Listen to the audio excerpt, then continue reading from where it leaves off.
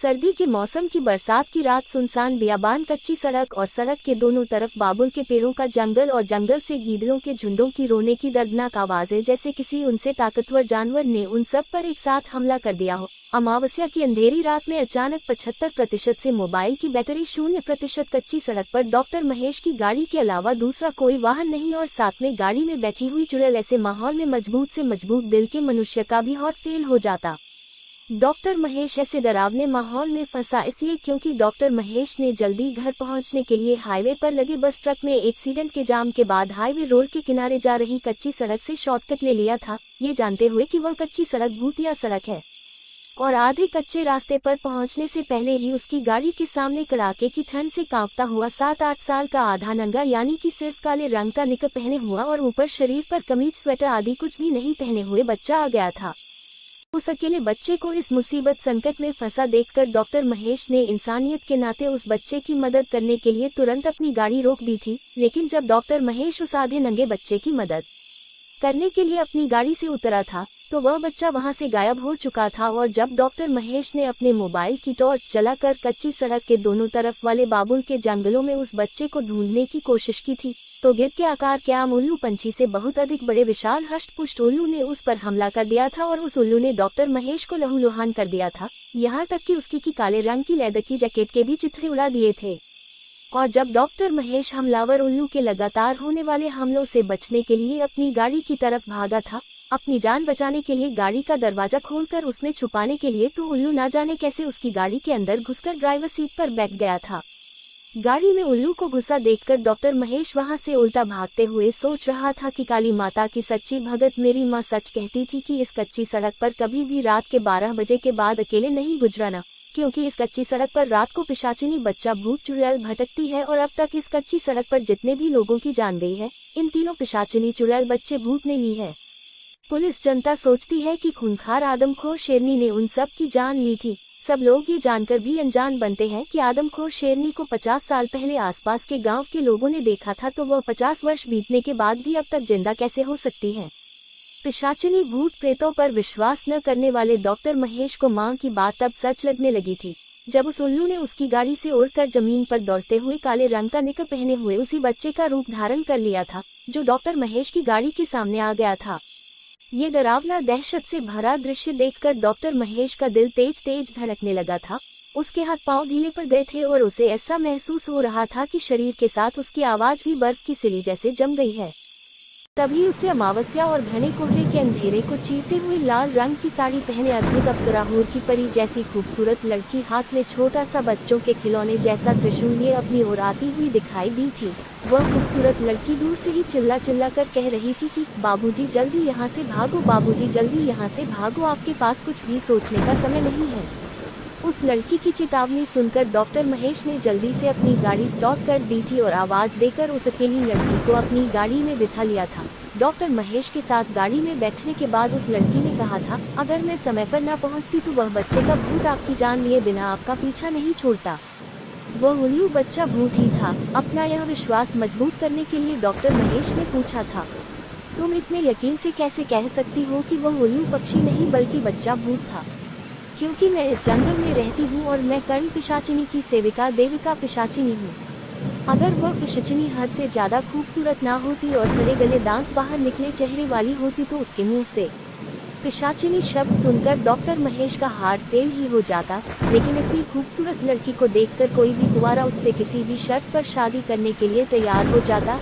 इधर तो डॉक्टर महेश के ऊपर उसकी विधवा मां ने पहले ही शादी करने का बहुत ज्यादा दबाव डाल रखा था, इसलिए डॉक्टर महेश काली गोरी लंगड़ी नीली कैसी भी लड़की से शादी करने के लिए तैयार हो गया था। और इस वजह से डॉक्टर महेश ने सोचा था, अगर ये सच में पिशाचिनी भी है तो मैं तब भी इसे शादी कर लूंगा, इस शर्त पर कि मैं जब तक जिंदा रहूं यह ऐसी ही अद्भुत सुंदरी बनी रहे। डॉक्टर महेश ये सब सोच ही रहा था तो पिशाचिनी ने कहा था, डॉक्टर महेश जल्दी गाड़ी रोको, आगे रानी चुड़ैल अपने भूत भाई सोनू के साथ कच्ची सड़क के बीचों बीच खड़े होकर तुम्हारा वहां आने का इंतजार कर रही है, आज वह तुम्हें अपने साथ लेकर ही जाएगी। तो डॉक्टर महेश ने उससे पूछा था, अपनी बकवास बंद कर और सिर्फ ये बता कि तुझे मेरा नाम कैसे मालूम है? मुझे तो ये भी मालूम है, अगर मैं इसी समय तुम्हें अकेला छोड़ दूं तो तेरे पिछले जन्म की प्रेमिका रानी चुड़ैल तेरी जान लेकर तुझे अपने साथ ले जाएगी। अगर मेरी बात पर यकीन नहीं है तो ये ले खुद अपनी मौत का तमाशा देख। ये कहकर पिशाचिनी ड्राइवर की साथ वाली सीट से अदृश्य गायब हो गई थी। पिशाचिनी के अदृश्य गायब होने के बाद डॉक्टर महेश सोच में पड़ गया था कि इंसान तो झूठ बोल सकते हैं, लेकिन पिशाचिनी भूत प्रेत चुड़ैल कभी झूठ नहीं बोल सकते हैं। तो इसलिए डॉक्टर महेश उसी समय सोचने लगा था कि मैं कैसे अपने पिछले जन्म का पता लगाऊं कि मैं और रानी चुड़ैल पिछले जन्म में प्रेमी प्रेमिका थे।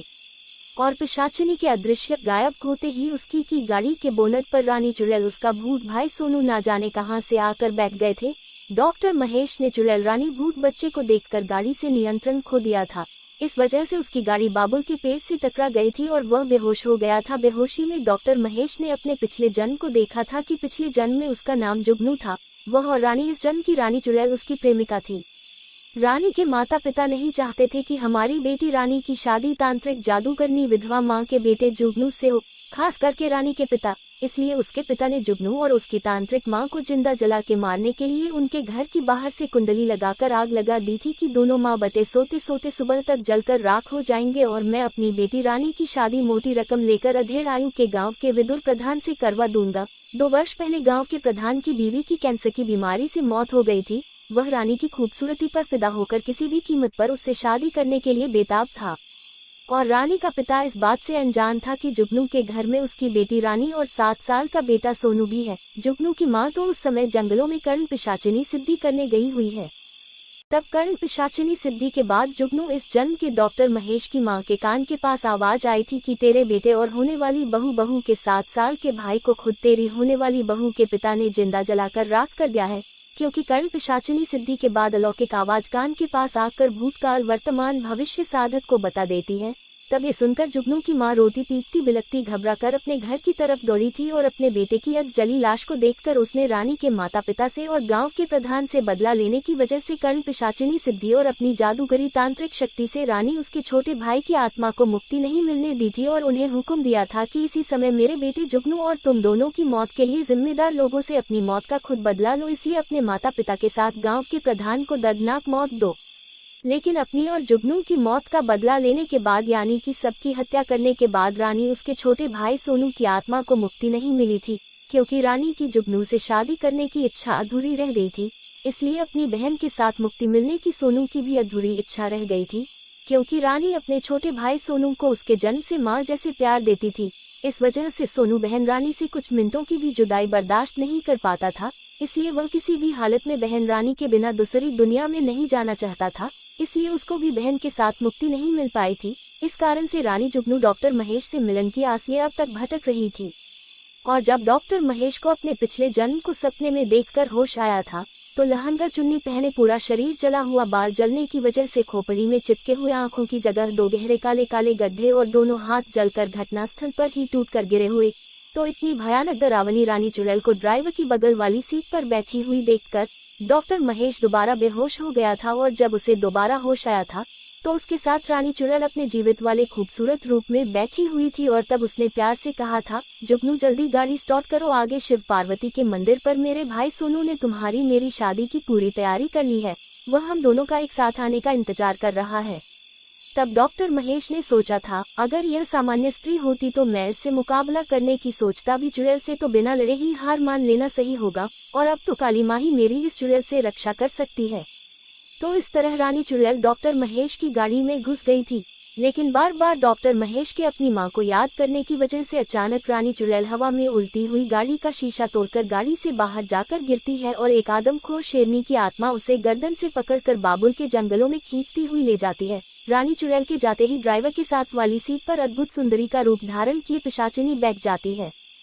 पिशाचिनी डॉक्टर महेश की कुछ समझने से पहले ही कहती है, आदमखोर शेरनी की आत्मा मेरे वश में है, इसलिए आदमखोर शेरनी ने मेरे हुक्म से तुम्हारी रक्षा के लिए रानी चुड़ैल पर हमला किया था। तुम्हारी मदद मैंने 2 कारणों से की है। पहला, मुझे पिशाचिनी योनि से मुक्ति के लिए सही समय आने पर तुम्हारी मदद की जरूरत पड़ेगी। दूसरा, पिछले जन्म में जो तुम्हारी माँ थी वही माता काली की भगत इस जन्म में भी तुम्हारी माँ है।